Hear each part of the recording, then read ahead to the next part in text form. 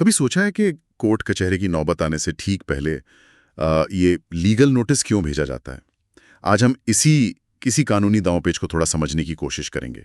हमारे पास जो जानकारी है उसके आधार पर पता लगाते हैं कि आखिर ये है क्या चीज़ और इतना अहम क्यों मानते हैं इसे।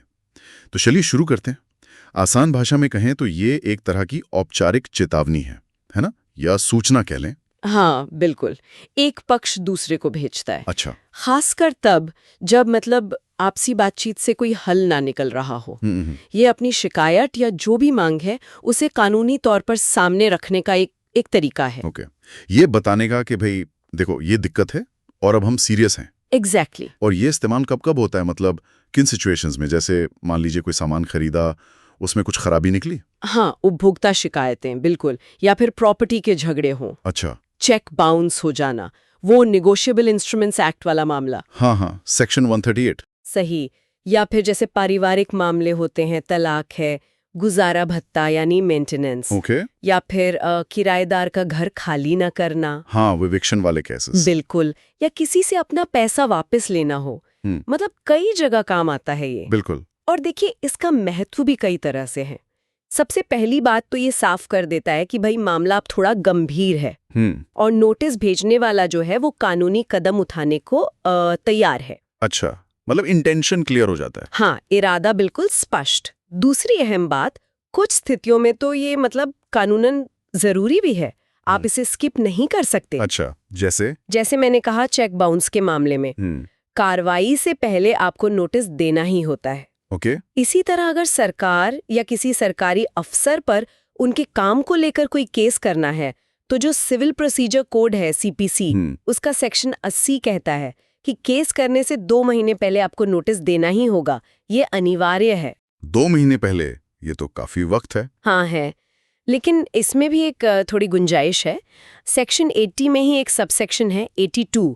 वो ये कहता है कि अगर मामला बहुत ही जरूरी है, अर्जेंट है, तो अदालत जो है वो इस 2 महीने के इंतजार के बिना भी केस फाइल करने की इजाजत दे सकती है। अच्छा, ताकि मतलब न्याय में देर ना हो। बिल्कुल। और अदालतों ने भी ये साफ किया है कि सेक्शन 80 का जो मेन मकसद है वो सरकार को एक मौका देना है कि वो मुकदमेबाजी से पहले शिकायत को समझ ले और क्या पता मामला कोर्ट के बाहर ही सुलझा ले। अच्छा, ये तो हुई भेजने वाले की बात।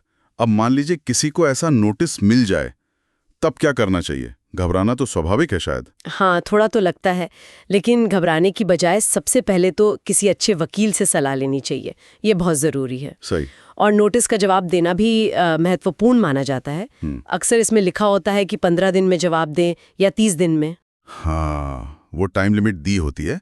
पर एक सवाल है, अगर मान लीजिए कोई उस 15 दिन में जवाब नहीं देता, तो क्या मतलब केस खत्म या वो हार गया? नहीं, ऐसा बिल्कुल नहीं है। सिर्फ जवाब न देने से केस हार नहीं जाते। कई बार जिसके खिलाफ नोटिस गया है वो बाद में कोर्ट में ये दलील दे सकता है कि उसे नोटिस मिला ही नहीं था ठीक से। अच्छा। हाँ, तो सिर्फ जवाब न देना अपने आप में कोई निर्णायक बात नहीं होती। आमतौर पर कोर्ट बाकी सबूत भी देखती है। और एक और दिलचस्प बात है इसमें, बताइए, कि नोटिस कैसा दिखना चाहिए इसका कोई सख्त नियम नहीं है। ये जरूरी नहीं कि वो टाइप किया हुआ हो या फैंसी लेटर हेड पर हो या रजिस्टर्ड पोस्ट से ही आया हो। अरे तो फिर? देखिए, अगर हाथ से लिखा हुआ नोटिस है या ईमेल से भेजा है या आजकल तो व्हाट्सएप पर भी भेज देते हैं लोग। हाँ, व्हाट्सएप पर भी। हाँ, अगर उस संदेश में भी मामले के तथ्य, आपकी कानूनी मांग क्या है, जवाब देने की समय सीमा और ये चेतावनी कि अगर मांग पूरी नहीं हुई तो कानूनी कार्रवाई होगी, ये सब साफ साफ लिखा है, तो उसे भी वैध माना जा सकता है। अच्छा, मतलब मेन बात है कि संदेश क्लियर हो। बिल्कुल। कंटेंट महत्वपूर्ण है, फॉर्मेट उतना नहीं। तो इसके फायदे क्या है, मतलब लीगल नोटिस भेजने के? एक तो शायद यही कि कोर्ट जाने से बच जाएं। हाँ, ये सबसे बड़ा फायदा है। कोर्ट कचहरी के चक्कर से बचाव हो सकता है, जिससे जाहिर है समय और पैसा दोनों बचता है। सही। और ये एक रिकॉर्ड भी बन जाता है भविष्य के लिए कि हाँ, आपने अपनी तरफ से मामला सुलझाने की कोशिश की थी। और कई बार, जैसा आपने पहले इशारा किया था, बड़ी कंपनियां या संस्थाएं वो अपनी इमेज, अपनी साख बचाने के लिए नोटिस मिलते समझौता करने को तैयार हो जाती हैं। हाँ, वो पब्लिसिटी नहीं चाहती नेगेटिव। बिल्कुल। तो कुल मिलाकर देखें तो लीगल नोटिस सिर्फ एक कागजी कार्रवाई या फॉर्मेलिटी नहीं है। ये असल में विवाद सुलझाने की जो प्रक्रिया है उसका एक बहुत महत्वपूर्ण हिस्सा है। ये बातचीत का एक संजीदा, एक सीरियस प्रयास है जो अक्सर कोर्ट जाए बिना ही समाधान का दरवाजा खोल सकता है। सही कहा। और देखिए, सुप्रीम कोर्ट ने भी अपने कई फैसलों में इस बात पर जोर दिया है कि नोटिस में अगर कोई छोटी मोटी तकनीकी कमी रह भी गई है तो उस पर ज्यादा ध्यान देने की बजाय उसके असल मकसद पर ध्यान देना चाहिए। अच्छा। मतलब क्या संदेश पहुंच गया, क्या सामने वाले को पता चल गया कि दिक्कत क्या है और आप क्या चाहते हैं।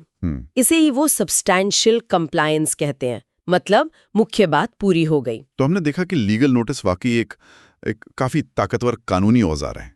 ये बातचीत बढ़ाने का शायद आखिरी गंभीर मौका भी हो सकता है। हाँ, और अगर बात ना बने तो कानूनी लड़ाई की पहली सीढ़ी भी। बिल्कुल। कोर्ट के बाहर मामले सुलझाने में इतनी मदद करता है। हाँ, तो क्या आने वाले समय में टेक्नोलॉजी, जैसे आजकल ऑनलाइन डिस्प्यूट रेजोल्यूशन यानी ODR प्लेटफॉर्म्स आ रहे हैं, हाँ, ODR। क्या वो इस पारंपरिक नोटिस की भूमिका को बदल देंगे या शायद इसे और भी असरदार और भी प्रभावी बना देंगे?